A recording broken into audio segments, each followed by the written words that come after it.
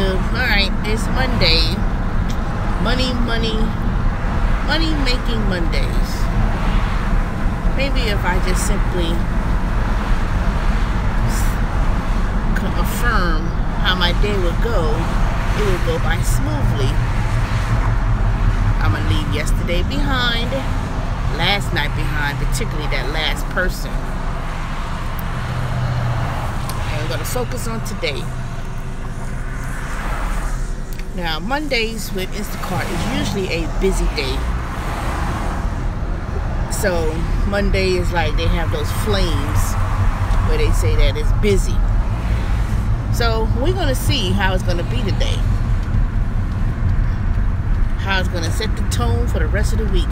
Good morning for the number 2 people that's, well, 1 person's on there now. So my shift starts at 11.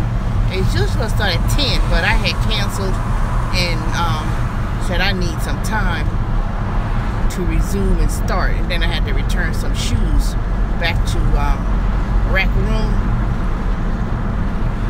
And then they open at 10 o'clock. So I thought they open. I don't know why I thought retail stores open at 9, but some of them open up at 9, but a whole lot of them open up at 10. Then the person from the roof came, from Dr. Roof, come fix my roof. They didn't even call me to tell me they're on their way or nothing. You know, I'm still laying in bed. The blinds were up, and then I'm like looking and I hear some rattling noise. So I look out the window and I saw Dr. Roof was there. So I put the shades down, got out of bed before he climbed up on the roof. And then you're gonna climb up on the roof from my front window. You know, I could have been butt naked with nothing on, which in actuality I was. I was like, God damn, you know, they could have called and said they was on the way or something. But, so by the time I get home tonight, my roof will be fixed. And that will be the least of the issues in regards to that house.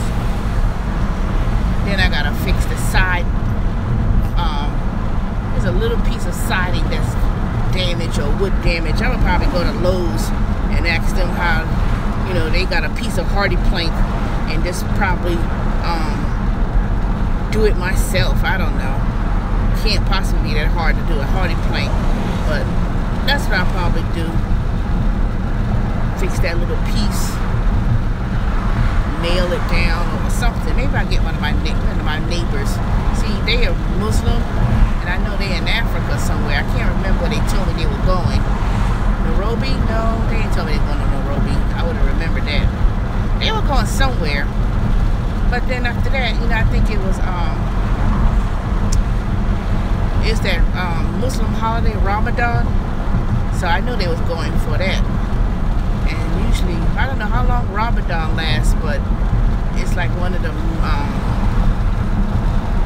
holiest of holidays. I guess you could say holiday. I don't know. I don't think I'm using the right terms, but Ramadan is like one of the major holidays in the Muslim faith. So I know they went there. So they was gone for a couple of weeks. Then a neighbor next door to me, she was gone for a few weeks. She's from some other country too. I know she's French. She speaks French. She's not Haitian or nothing, but she was going away for the holiday too. See, a lot of people who Europeans, see, they go away for the holiday. See, when they have a holiday, they go away. You know, that's what they call vacation in Europe. And they go away for, like, you know, trips for like 2 weeks, 3 weeks at a time. And that's just part of the culture. You know, so when they say they go on a holiday, that's what they do. And they'll go for weeks. But they're supposed to be gone for a good month. So they only been gone away for a couple weeks. But they'll be back sometime in August. I know they told me, I think they said they left on the 25th. So they want me to make sure I watch the house, make sure nothing foolish no foolishness is going on. So, but they'll be gone for about a good month. They'll be back next month. I like my neighbors across the street better than the last one that was living there. When I first moved in this house, my house, that lady, it was a lady, she lived across the street with her teenage son, and he had like a little girl, and he was like 16, already a father, you know. And I went over there to introduce myself, and she was like, I don't know, wasn't on my yard or something. I was like, bitch, please. You know, people try to be friendly to introduce themselves. You know, that's why I was like having some reservations about moving into a whole black neighborhood. Now I know y'all probably thinking, damn, she just so negative. But you know, I should have had my first thought. I should have went by my first thought, especially in DeKalb County and Stone Mountain. But the price was so dang cheap. I didn't say I bought the house because it was cheap, because I really bought it for an investment purposes. I was just gonna buy it, you know, stay in there a few years or so, and then rent it out as an investment. And then another thing is that with the, you know, the market's picking up, so now my house is appraised a little bit higher. But I'm thinking about selling that house. I really am. It's just too much, you know. One is too much. It's only me, you know. And I don't want that house to tie me down, because I always thought it was tying me down in terms of me moving out the state of Georgia and seeking other opportunities to move elsewhere. And I think now it's really gonna it's really gonna bring opportunities. And I'm thinking about selling that house. I spoke to my mother last week, and out the blue, now I don't say out the blue, we were talking about the houses because she's selling her house in the Bronx, and she's waiting for a closing date, and she bought another home in Goose Creek, South Carolina, in some exclusive, you know, predominantly white neighborhood with a golf course in the backyard. Well, I can't say, you know, she lives on a golf course, and it's like swimming, tennis, you know, real nice. It's like, I would say it's compatible to any of these other homes up here in, I would say, I don't know. I don't know. You can't compare Atlanta, you know, suburbs to some other state suburbs. I just know that it was really nice, and my mother's gonna take the proceeds of that house in New York, where she said that it was $380,000. I was like, and I said, that's a good price. I told my mother a year ago when she was talking about, I was going to get about $300,000, $320,000. I said, that's too low. I said, in Brooklyn, you know, in those gentrification neighborhoods, you know, those things, they ain't brownstones and stuff. They want $1 million, and Harlem. But I remember back in the day, it was really inexpensive. Really inexpensive to purchase a home. I know black folks, you know, friends, and you know, their parents, and they moved to Brooklyn and lived in Brooklyn, and you know, bought a little modest homes. Now those same homes are worth $250,000 and more, because see, a lot of houses in New York is two-family home. Now my mother's home is not a two-family home. It's a one-family, single-family home, and it has a basement that you could convert into another studio apartment. You know, it has a full bath, and you know, all the things and it's already hooked up with a gas line, so you could put a little kitchenette down there. It was my father's man cave before he passed, so my father never really got to see the renovations of that. It was man cave, but I remember my mother bought that house in 1987. I had just graduated from high school, and that house was like $130. That house was $135,000. I remember. My mother bought that house for $135, and then she turned around, paid that mortgage off real early, because she said she put $100 down on the mortgage, and she owned that house outright. She ain't had to really sell that house. She could have kept it if she really wanted to, but she just didn't want to live there anymore. So, and the way New York, just like any other city in terms of housing markets, you know, people are trying to find places to live. So my mother was like, you need to sell that house. I know you got some equity built up in there by now. I probably got some equity built up, but I was like, well, where am I supposed to live? You know, if I sell my house in Stone Mountain, I gotta find a place to live. And the way how they building all these dang apartments and townhomes, and depending on where you live, and they want $300,000 to live in the dang hood in Atlanta, in the heart of Atlanta, in the hood, the 4th Ward, and some of these in-town places. All those white folks start moving in town. Now, I can't say because they tired of traffic, but it's like that young group, you know, the one with the 20, no, I can say 20-year-old, but they're like 30-year-old, whatever, and some of them got those high-tech jobs of places that was moving to Atlanta. Look at you, you just passed the red light, asshole. See, that's how accidents be happening. People be trying to speed and cause accidents. Foolish.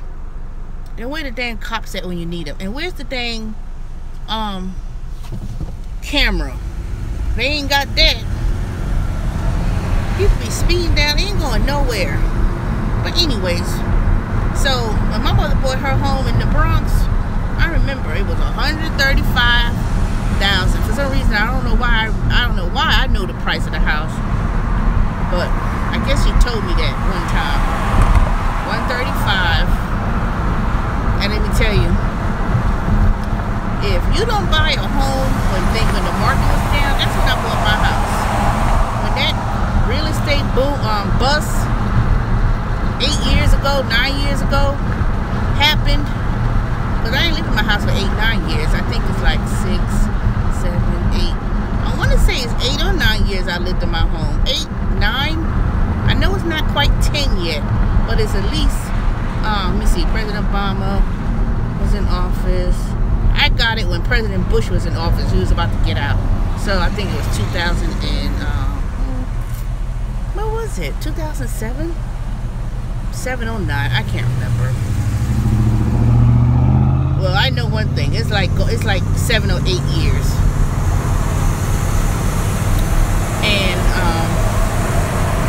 right before the economic bubble bust happened and real estate prices were going down, it was started to plummet.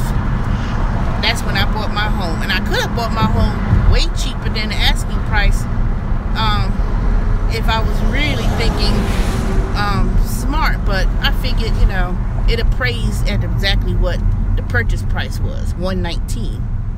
Now, some of y'all, if y'all seen my video, you would have seen my home, what it looked like. But yeah, I bought it for that price, and it appraised at that time at $130. So now the price of the home appraised, and someone said it was like 159, 160, or something like that. And I was like, you think? I said, you sure that's right? But there have been homes in my subdivision, same compatible home, was selling for like 189, 179, or 169. So I don't know. I'm gonna hold on just a little bit longer and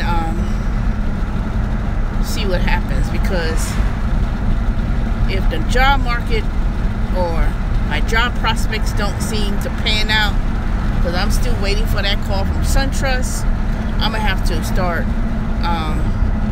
and I'm trying to pray that I get it, you know.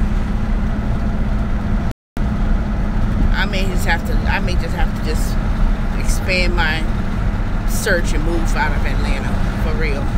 You know, I never intend to live in Atlanta as long as I have. You know, I was not planning on staying.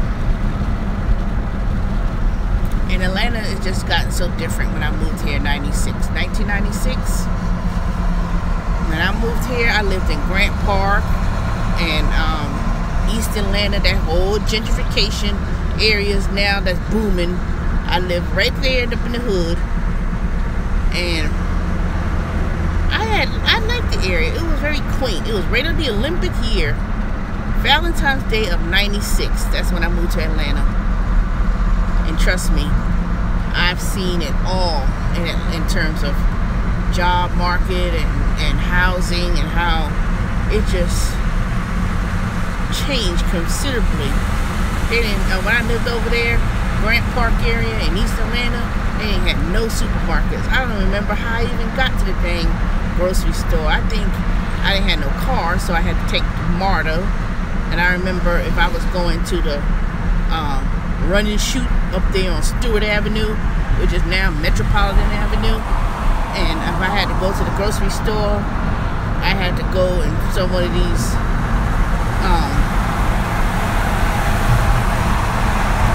real low-ended kind of supermarket stores to buy basic groceries. You know, they ain't had no Publix, they ain't had no Kroger. You know, I remember I had to buy little groceries and stuff just to get things. Now they got a Publix, Kroger, Aldi, shopping centers. I'm like, ugh, you know, that's what be making me pissed off. That they don't want to put stuff like that in where the minority black folks live, but they want to turn around and many white people start moving and gentrification took over, and they want to put 300,000, 400,000 for some of these houses. I'm like, another economic bubble or bust is going to happen in a few years. I don't know when, but when it happens, trust me, everything's going to go through. It's gonna be worse than what we just went through 9 years ago. I assure you that. You know, black folks, we still trying to get out of that. And in actuality, we're not really well off. You know, but I don't know. Like I said, it's like all these jobs and stuff is now resorting to these type of gig economy jobs, you know, and I can't say self-employed because you're a real self-contractor working for these billion-dollar companies that's using you as slave labor. You know, just doing this Instacart, you know, it's like last week, let me tell you, last week was so dang bad regarding tips. I never got 28. I never made no $28 and no tips. Even if I add that little $10 cash tips, I think I got $10 of cash tips. $5 yesterday and $5 that Saturday from the old lady. Hey, what you do? I did Grubhub already. I did Grubhub. Those damn bastards took me, you know, tell me I wasn't doing orders. Let me tell you about Grubhub. I did Grubhub. I started around, I think it was October till February. Let me tell you what happened. See, I was killing Grubhub. That was like my main. Good morning. Good morning, Joseph 226. Let me tell you, I was doing Grubhub like clockwork in terms of picking up a lot of blocks and doing like 50 something hours or something like that. Just the same similar thing I was doing with Instacart, and I was making about $600. I put it this way, I was making about $600 or a little bit more based on the guarantee. See, they had that $10 guarantee if you don't make more than $10 an hour, they'll give you the guarantee. So I was getting, and when I started learning, was that don't accept every single order and let you and take you out of the zones of deliveries. And let me tell you what I mean by that. I would do an area in Atlanta, like North True Hills with and Decatur. We had a lot of those restaurants, and I will always get some ghetto-fied person that wanted to go back on my previous videos when I used to have those gripes about no tips, and they will always put cash tip on the app. And I'll go up to some, where was I be going? American Deli. Every time I knew I was going to American Deli, I said, hell no.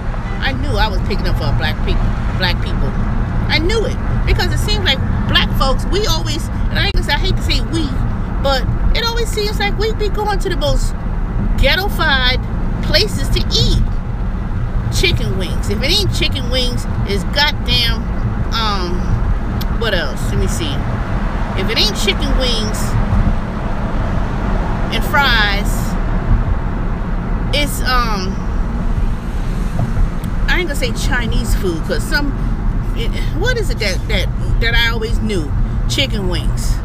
If it's chicken wings or some greasy place that ain't got no vegetables, it ain't got no kind of nothing, I always pick up the fish. That's it. Some tilapia, which I tell y'all, tilapia is not it's that processed fish, that cheap ass fish. It was some fish place or some damn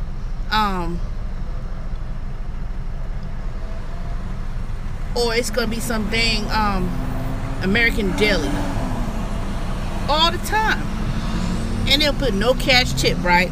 So I'll be driving all the way outside of the delivery places to deliver, and when I get to the house, yep, exactly, downtown Atlanta. Then you go into the West End, or you going down to someplace way off where you can't find, first of all, you can't find no parking when you go downtown Atlanta at these fast food fried places, and then they always take all day, every day, in a billion years to take up the order. So I was going to all these places, just picking up the order, getting 100% acceptance rate, because I was like, ooh, I don't want to mess up my $10 an hour. But let me tell you the secret: don't be running for those $5, $6 orders. You can reject them, and if it's taking you out, if you have to travel, I don't care if it was 50 cents a mile or 52 cents a mile that Grubhub would pay. If you going way out on the other side of town, taking you away from picking up other deliveries, don't take it. It ain't worth it. And those cash tip people, I used to ask my tips. When I got there, I said, you indicate cash tip on the app. Well, I ain't got no money. They'll stand there in front of my face and get an attitude. You the one who put cash tip, and they got the nerve to get an attitude when I ask for the tip. And I say, you know what, here, take your bag. I say it just like that, here, take it, and I leave. And I said to myself, I ain't never doing that again. Get your own damn food, I'm telling you, they people be a trip. I be driving all the way to some damn Candler Road and all these other little ghetto-fied folk places, and those damn people don't even know how to say thank you. And the thing about it, you don't even get out your fucking car to get the bang bag. I be standing, see, that's why with Uber Eats, Uber Eats have it where they supposed to be curbside service, and I took that to heart. If you live in an apartment complex, or you live someplace where I can't park my car safely and securely, I'm calling you on the phone. Excuse me, I'm downstairs with your bag. Come down here and get it. And don't take all damn day. Because you take all day, I'm driving off and I'll be eating it. That's why I got to damn lose this dang weight. I've been sitting in this damn car eating all that greasy food from people. Man, shoot. I've seen too many times people got their car towed and got a boot over some dang, nope, they don't tip. Remember, Uber Eats started, Uber started doing, announced tipping last week. So supposedly, it's supposed to be nationwide at the end of July that they're going to add the tip option. I'm going down to the local office sometime this week and see if they'll reactivate me back to doing Uber Eats again. Right now, they got me doing driving people, and I refuse to drive people. I can't do it. First of all, my car looked like a hot mess. I need to get it detailed, you know. And I don't want to do people. I don't want to do people. It's too much. Only way how I do people again is if I set my destination to my house and I'm driving around Stone Mountain in the neighborhood, and I'm going to, like, you know, 3 miles or whatever. I'll pick up those little rides in Stone Mountain, but I'm not picking people up no more. I'm not going downtown. I'm not going to the airport. I'm not going, no, because see, these people they don't appreciate. And let me tell y'all, with that little tipping option with Uber, when it starts, everybody's so geeked and excited. Ooh, Uber added a tip option. They trying to update. They should have been had the tip option on. Yeah, that's true. They should have been had it. But now there's people are conditioned. Exactly. I ain't going. I don't care what. It's too headache going to the airport in Atlanta. You gotta go up there, drive up there. They gotta hurry up, get their bag out the car, and you gotta keep it moving. And then they got it now. Supposedly, it's only a drop-off point, and there's a queue. You gotta sit to go to the airport, wait in line with all these cars until your number come up to pick somebody up. Shit. And the airport in downtown is not that far. It's not like it's a lot of money. Going to the airport downtown with all the hotels and stuff, it's only about $8. That's what you get. You get about $8. It's not that much. It's real cheap. But let me go back to Grubhub. I'm missing my whole point. So Grubhub, the way you maximize money with Grubhub is to try to get those big orders. You ain't got to accept every single order. Well, put it this way. When it was the old schedule, somebody told me, they said, I'm not going beyond 10 miles to pick up food and deliver it. And he made just as much money that this guy I bumped into did that. I said, really? Okay, I'm going to try that too. So I started being selective with the orders that I accepted. So when I started just driving around, you don't accept the order. It just affects your acceptance rate. That's all. But see, let me give you an example. The old way was, every Sunday I would do about 10 hours with Grubhub. That's how they used to do it back in the day. And say 10 hours, I would get 10 orders. 10 or 12 orders, no, 13 orders, right? And when I started picking out the bigger orders, you know, like the ones, if it was like $7 or higher, that was it. They had to pay at least $7 or more. So I started getting like $100, $20, which is the same thing I make with Instacart, to be honest. I was getting $120, $130 with Grubhub on a Sunday. And so if you keep nickel and diming with these other orders, don't take no orders that's $4 and no tips. Don't do it, because number one, those people live way out in the sticks. They live way in the ghetto where there's nothing else around there. They got all those damn little fried fish places all over the world, but none of those cheap ass restaurants want to do Uber Eats or Grubhub, because number one, they don't make any money. You have to understand, the companies that would sign up for Uber Eats and Grubhub and DoorDash, is they have to pay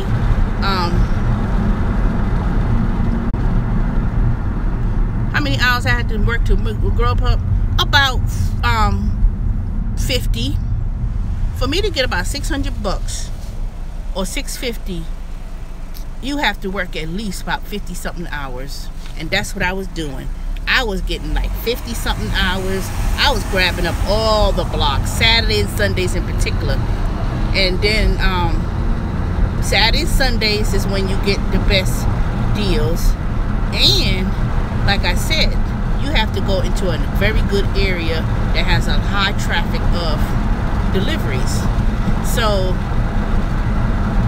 I was getting, and I didn't put a lot of miles on my car either. I was right there in North Drew Hills, downtown Decatur, and I stood over there. I didn't go beyond nothing. The other place is Brookhaven. I did not go downtown. I did not go to Buckhead and all. I didn't do that. I stood right around there. You go around neighborhoods where people got families, and you know, and I hate to say it, you have to go where white folks don't be eating out every single goddamn day. They don't. They order food and order big items from the Thai restaurant. You know, the food we it could be curbside too, but see, I tend to deliver my people the food, because if they tip, I'll go up and deliver it. But see, I went to houses, residential homes, and if you stay around residential homes, like around I don't know what city you live in, but if you live in Atlanta and you do Grubhub or DoorDash, stay around North Drew Hills, Decatur, downtown Decatur, not the other part of Decatur, but downtown Decatur, North Drew Hills, or I'm in Orlando. Stay around the residential hotels. If you in Orlando and Grubhub is there, stay right around. I guess when I went to Orlando last summer, I would stay around the Epcot, you know, the Epcot Center, where all the hotels and stuff and major attractions. Because I know when I was walking around Orlando, around there, they had like a lot of restaurants and stuff. But if you wanted something to eat, you know, I don't know. I don't know how Orlando is. But I would go basically where residential neighborhoods, and go to a high populated area where there's a lot of restaurants and stuff, or strip. And you know if they got Grubhub and Uber Eats, because I used to look at the door. I used to see the Uber Eats, Grubhub, or DoorDash. So a lot of those restaurants have their sticker, and when I look at the sticker, I'll base it on that. And another thing that I'll always get a lot of orders from was the Indian food. If you go to how about Postmates? I hate Postmates. You know, I've been kicked off at a lot of these damn platforms because I just don't like the foolishness. They kicked me off of Postmates after 1 week. I didn't tell you the story. The middle of rush hour, the girl wanted me to pick up a slice of pizza and a cup of soda, just like this. It was like one of these little styrofoam cup of soda and a slice of pizza, not a box of pizza, a slice of pizza. And I looked at the address. I said, hell no, I ain't going downtown near Georgia State, talking about you can park across the street from the gas station and then I'll meet you across. No, boo-boo. I'm not going to park my car across the street at a gas station. She can't talk to the pizza place. Walk. I don't know what that means. And let me tell you, if anybody of y'all on this chat want to be a stroll and say something crazy once I look at the messages later on tonight on my computer, because it has to be pre-approved before it's posted. There's a couple y'all, not a couple y'all right now, but there's a couple people get on this live stream and y'all want to say something crazy. But let me tell you though, the way you do it is stay around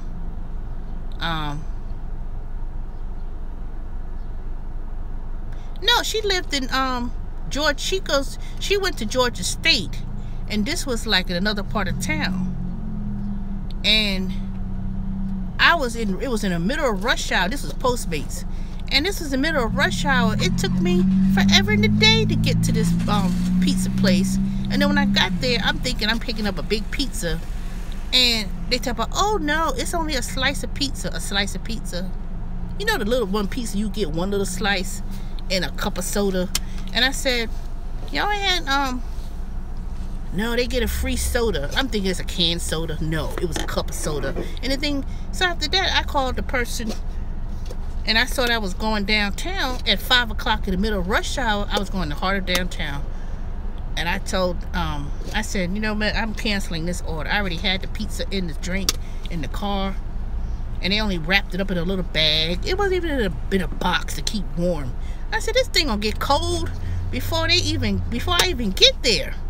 And I saw the address, and I went down there.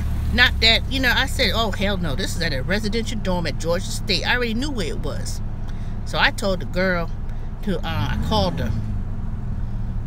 And I said, ma'am, there's no parking over there. So you're going to have, if I go over there, you got to meet me and be outside to wait to get this order from my hand. You could go and park across the street from the gas station.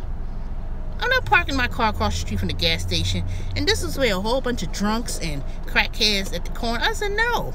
First of all, they had a big clear as day sign saying, you cannot park and leave and go across the street.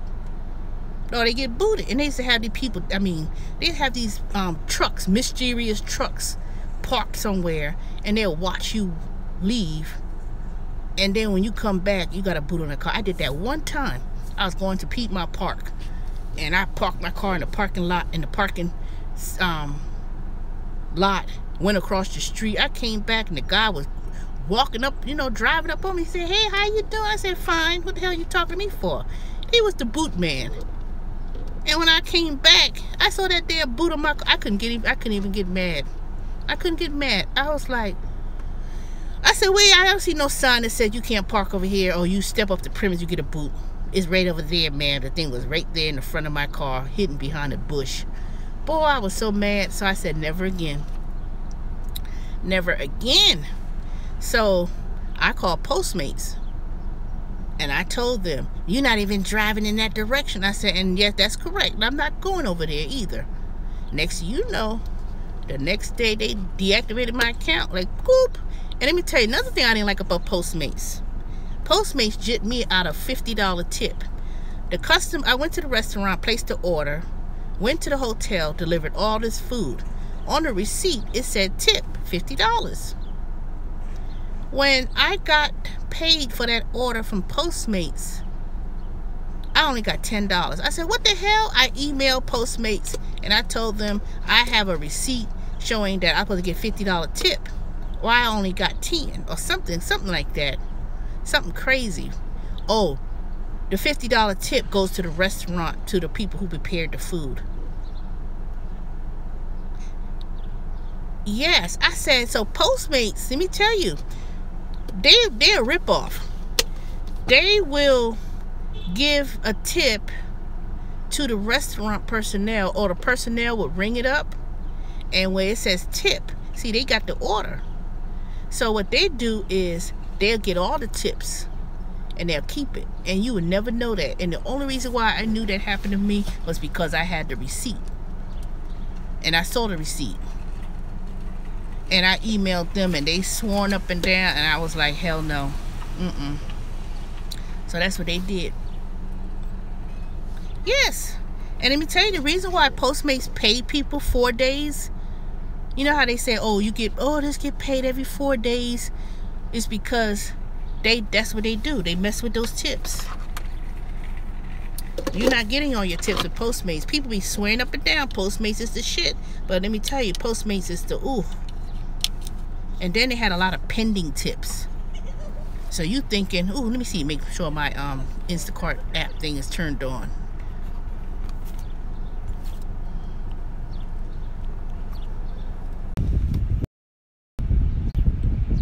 Ooh, hot in this car already.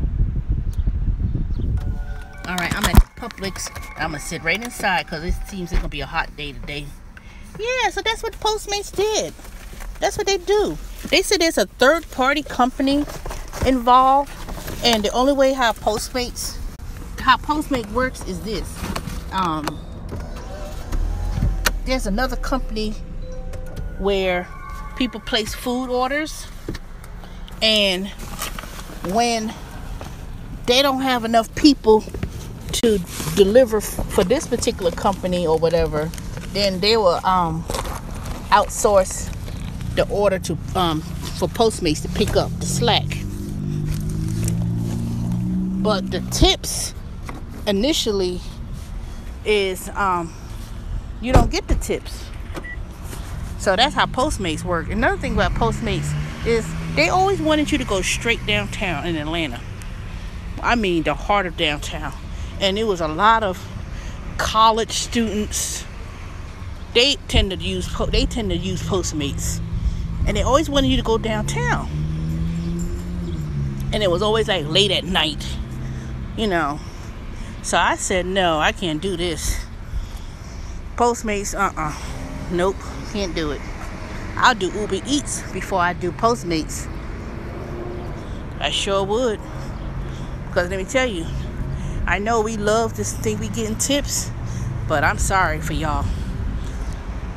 It ain't gonna be no different. The tip option ain't gonna be no different. Because if you do grocery shopping and you grocery shop for $70, $100, $200 worth of groceries, and I only get tips, let's say out of 10 people, I would say out of 4 out of 10 people is going to tip, and that's your regular customer. See, I had regular customers when I was doing some of these zones, because if I had the same people, and I know they shop on such and such a time and such a date, and you know, and I recognize the name and the address, I know I'm getting tips from some people. But other than that, I'm telling you, those people are gonna get in that damn Uber car, and they gonna turn around, and they gonna act like they ain't gonna know, act like they ain't gonna see that tip option. I'm telling you, they gonna ignore it. And I'm telling you, that's just the way it's gonna be.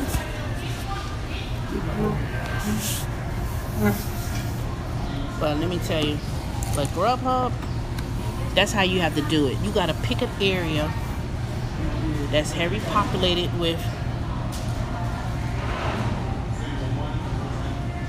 let me see, oh, I can see the messages now.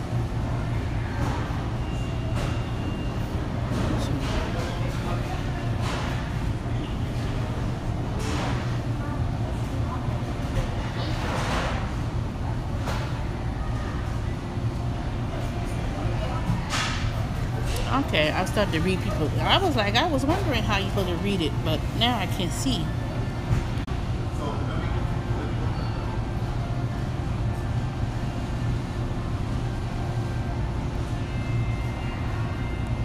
Yeah, so let me tell you what they did with Grubhub.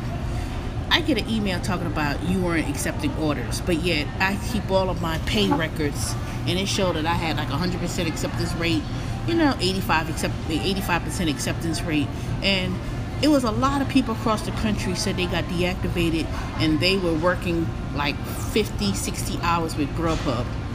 So everybody who was working like a full-time thing with Grubhub, so if you was like somebody who was working like 50, 60 hours, you were a liability. Now, I don't want to do Lyft.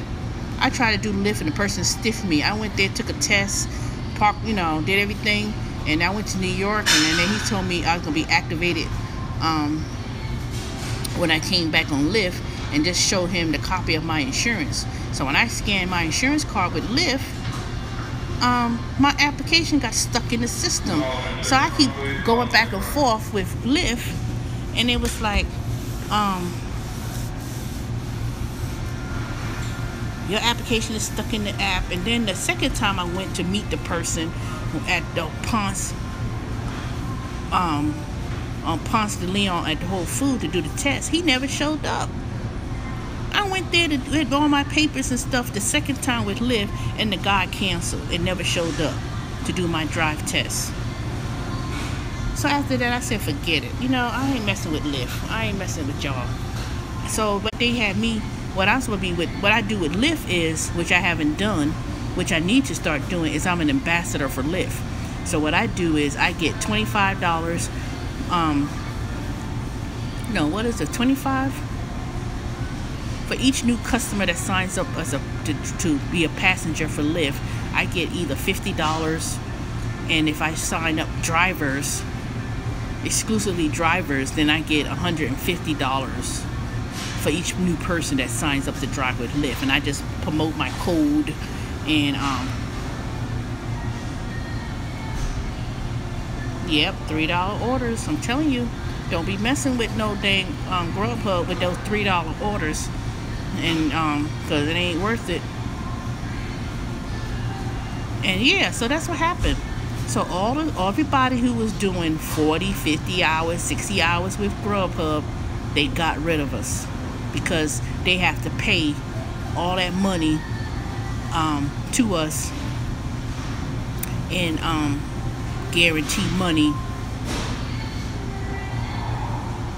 to do that. So they said, okay, well, we just get rid of the ones who's making too much, because they don't have, it's just like Instacart, you know. Instacart, they will sit up in here and I may not get no orders this whole entire week. No, I'll get some, right? But if I get some good tips and say by Friday I make $500 with Instacart, come Sunday, all of a sudden they want me to say, oh, we slow. You can log off early if you want. Or they'll have me sitting out here all day, and then they'll calculate it and say, you know what? Because you know what? Saturday, this past Saturday, I didn't make hardly nothing with Instacart. I wasn't making that much money in tips. Ooh, they vomit in your car. See, you know what? That's where I would have to tell them straight up on the bat. I would have went to the store, and we would have went to the store, a Walmart, 24-hour Walmart. They would have to buy all these cleaning products. Then I would turn around and I don't know what I would do, because see, Uber is supposed to pay a cleaning fee, and I heard that they don't pay the cleaning fee anymore. I heard the cleaning fee is like $50 or something. Oh, what's the Publix sandwich for today? Oh, let me see. What's the Publix sandwich gonna be today? It may be a wrap. I think it may be a chicken wrap. Yeah, that's what I'm gonna do. I don't know. I may go to Chick-fil-A. You know, I'm tired of eating Chick-fil-A. I've been eating Chick-fil-A every day. I'm gonna do a chicken wrap.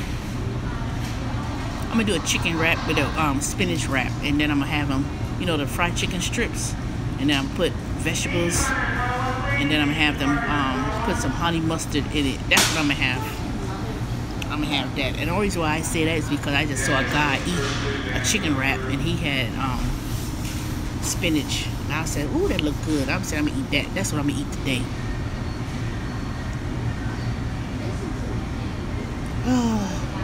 But yeah, but let me tell you, I'm telling y'all, that's what happened with Grubhub. And then I knew another thing that was changing. I knew it was coming. I was getting surveys every single day. Every time I called Grubhub, I was getting a survey. Oh, chicken cold in a wrap.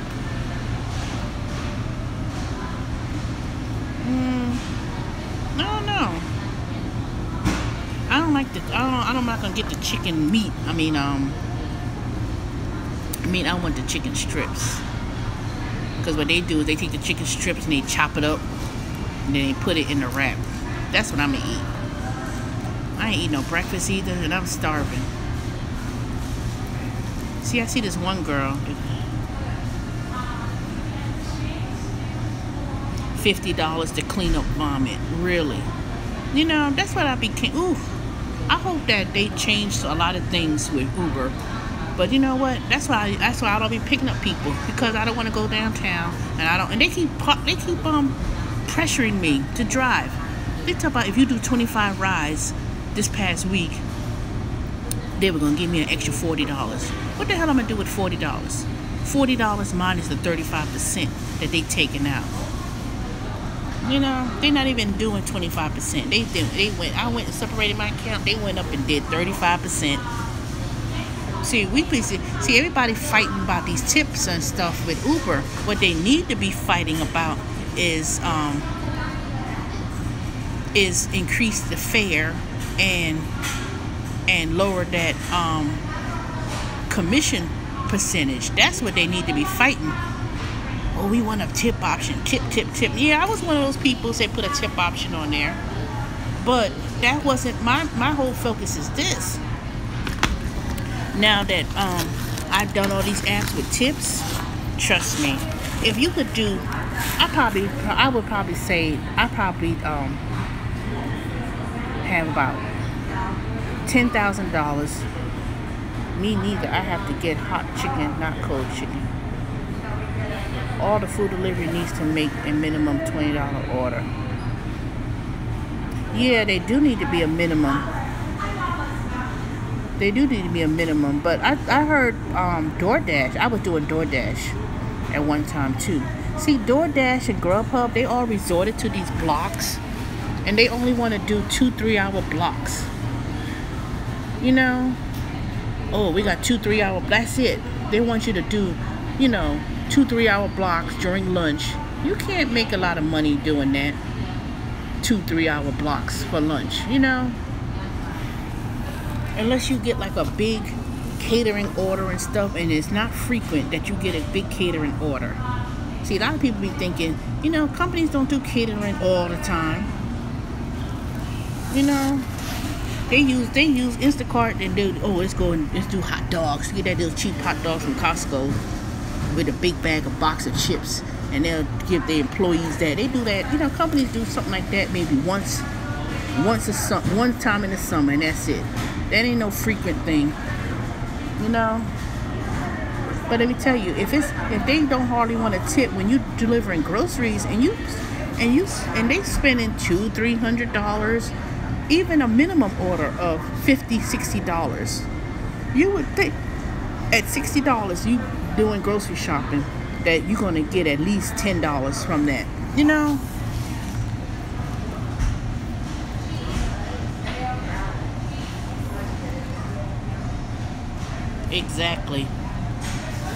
Exactly. Papa John's and Domino's, you can't be driving all the way wherever to get no damn deliver no pizza, and they even charge minimum.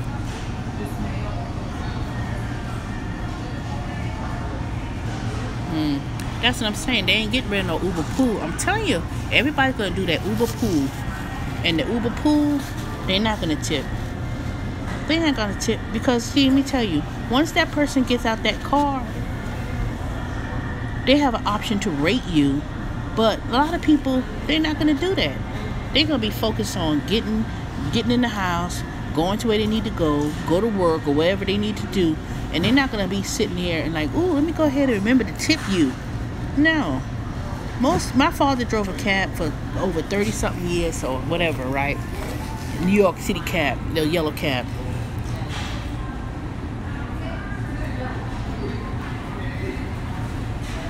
I know. All of them do that straight line method, knowing darn well it's way more miles than that. But let me tell you, when my father drove a cab in New York, and and this is when people used to pay cash for things. People used to pay cash for their rides and stuff. And they would say, oh, keep the change, By the time you did, a ride was like $20. And no, because it's always going to be something like, say a ride was like $30. or 35, and somebody give her $40, they're gonna say, oh, just keep the change. They'll keep, they'll tip them. They'll tell them to keep the difference, the $5, $6, $10 or whatever it was. They'll tell them to keep the change, or they'll simply give somebody change back, and then they will say, oh, that's what the thing is. If a ride was $30, if somebody gave $40, then the person's supposed to get $10 back. You give the person two $5 bills, and then the person may either say, oh, you either keep the whole thing, the whole $10, or they say, oh, just keep $5 for the check, or keep $5. You giving back $10 and change, but you giving them 2 5s. They either gonna tell you to keep the whole thing, or they say give back, or they gonna give you a $5 tip, or something like that. When you're doing all this payment through this credit card and all these things with the plastic and stuff, people don't tip with that. It's very rare, because the way they look at it, the money's already coming out of their card. Even with with Uber, they thinking that, oh, the good thing is, and I heard somebody argue this on the dang, somebody must be doing Instacart, because this girl looking at her, or maybe, see, I'm looking around and seeing, I think that Instacart this morning told me, can you start 2 hours early? Can you start an hour early?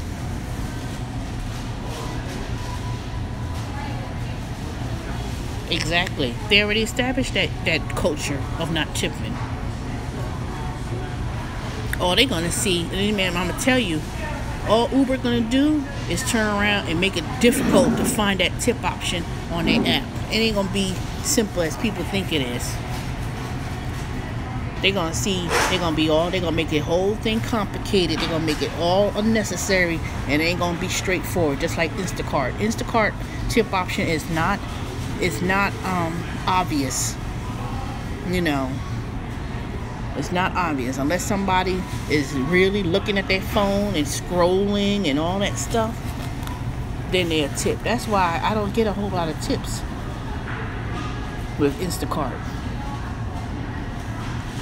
because if nobody's not going to do it and they're not a regular customer, or put it that way, they took that option off where they already zeroed out the service fee, and then they go back and try to give the tip on Instacart, they would have to be a frequent person who does it. But sometimes, like I said, it's gonna be hard. I don't know. I don't think people ain't gonna be excited. Everybody hoping that they increase the fee. Oh, let's increase the mileage fee. Oh, we increase the fee, we get more money. Come on.